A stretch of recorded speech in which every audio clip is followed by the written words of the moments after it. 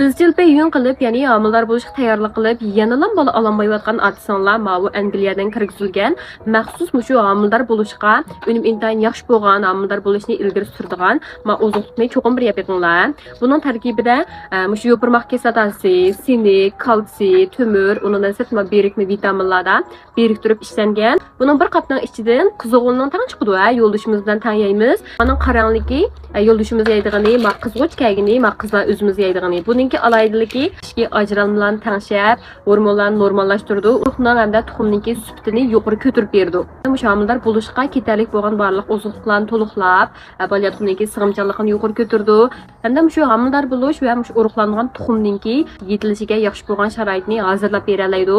Buni mushu izchil homillar bo'lishga tayyorlik qilib turibmi, yanlam homillar bo'lamayotgan otasanlarga alay tavsiya qilma. Mushu beyong qatqa vaqtimizdan boshlab yapasak bo'ldi. Unim intayin yaxshi ehtiyojinglar bo'lib qolsa, men ayrim xat yozish orqali aloqalashsanglar bo'ldi.